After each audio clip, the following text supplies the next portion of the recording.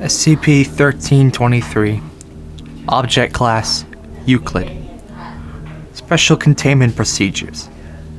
Baseline containment of access points to SCP-1323 consists of passive monitoring of nearby communities in order to identify solicitations for contributions to SCP-1323's contests. Solicitations typically appear approximately 7 to 10 weeks prior to each access point's activation in the form of large parchments or vellum notices glued onto the sides of various buildings.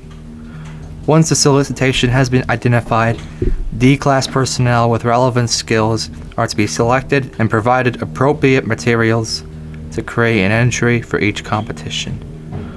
Entries are to be delivered to the access point immediately once they have been completed, and no later than 10 days prior to the activation of the access point. Active containment is only necessary once an access point activates, and consists of erecting security checkpoints immediately outside the access point under the guise of anti-terrorism security measures. All individuals attempting to enter the SCP-1323 will be provided with a membership wristband, which is to contain a miniature GPS tracker, wireless camera, microphone, and transmitter. Attempts to fully prevent civilians from entering SCP-1323 have resulted in individuals spontaneously appearing in SCP-1323, usually escorted by an employee of SCP-1323. Description: SCP-1323 denotes both an anomalous region of space that can only be accessed from one of 4 points located in the British counties of, and the event that occurs within this region. The interior of SCP-1323 resembles a large open field with permanently cloudy or overcast skies. Travel in any direction will result in a return to the main activity square. Each access point is active for 7 to 12 consecutive days at some point during the months of October and November. Only one access point is active at any given time.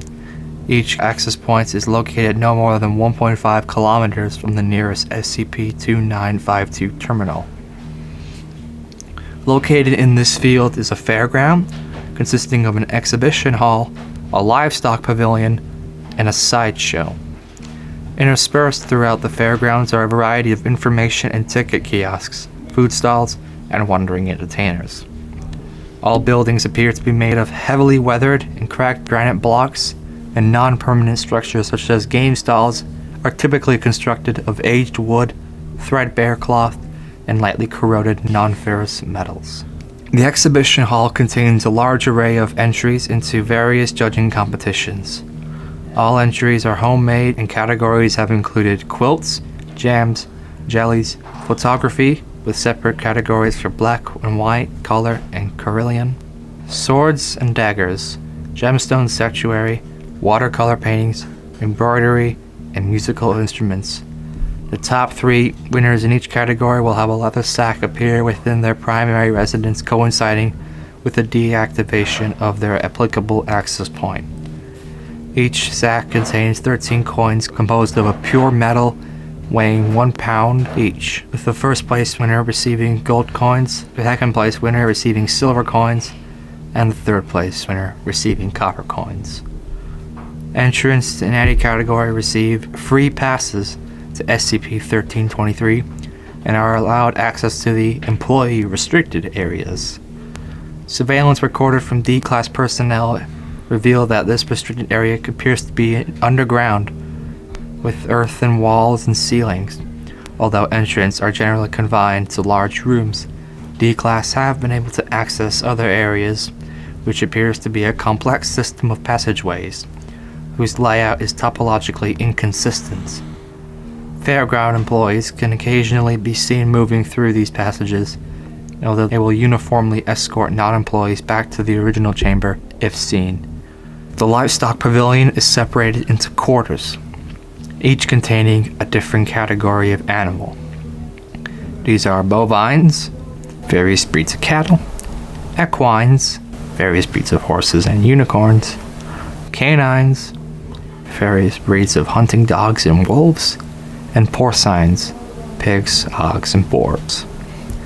In addition to the judged competitions for best example of each animal category, there are irregular exhibition demonstrations involving the animals, such as trick riding, obstacle courses, and death matches.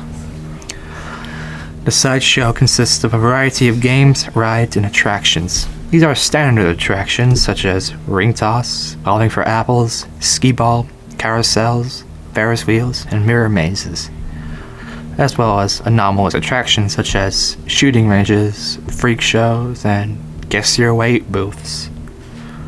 Participation in any of these requires from 1 to 15 tickets. The food stalls sell typical fair food, such as roasted poultry legs, deep-fried sweets, such as ice cream, snack cakes, chocolates, sandwich cookies, and ambrosia have all been previously identified. Candy floss, caramel apples, beer, and lemonade. Prices range from 5 to 10 tickets. Approximately 17% of all patrons have known to have ingested these foodstuffs failed to leave SCP-1323 before the local access point deactivates, and have later been identified as fair employees. The information kiosks provide maps of the fairgrounds, program schedules, and sell the tickets that are used throughout the fair. Ticket prices are constant across appearances of SCP-1323 and consist of the following: 1 ticket, joyful laugh or sorrowful tear; 5 tickets, a cherished memory; 10 tickets, a year and a day; 25 tickets, a lost love; 100 tickets, a favor.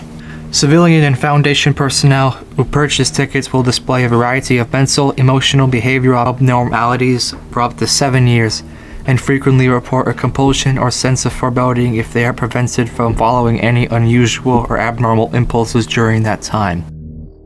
Fairground employees are all dressed in clothing and costumes consistent with styles from the early 20th century. The behavior and terminology of the employees is strongly reminiscent of stereotypical carnival barkers from the same time period. Only 37% of employees appear to be human, while the remainder are anomalous humanoids. Their morphology varies considerably from individual to individual, including heights ranging from approximately 75 to 215 centimeters, skin tones including pure white, various shades of blue, green, and dark brown, and exaggerated and non-standard placements of facial features. All attempts to interview employees or interact with them in any way other than as part of their duties are rebuffed with suggestions to take it up with management. No member of management has ever been located despite repeated requests for interviews and exploration of restricted areas. Any aggressive actions taken towards the employees, other patrons, fairground structures, or contest entries results in the rapid appearance of large muscular entities who eject the offending individual from the active access point. Individuals so ejected are unable to enter any access point in the future and typically display minor cosmetic changes such as unnatural skin pigmentation changes, rapid cartilage growth of the face and head, increased body hair growth rate. These cosmetic changes are permanent and will rapidly restore themselves if surgically corrected. Due to the overlapping time frames that SCP-1323 and SCP-2523 can be accessed by the demeanors of the respective proprietors, the connection has been hypothesized. Inquiries regarding SCP-2523 have resulted in the aforementioned large entities appearing and demanding cessation of this line of questioning. Failure to comply has resulted in permanent ejection, similar to threatening fairground staff.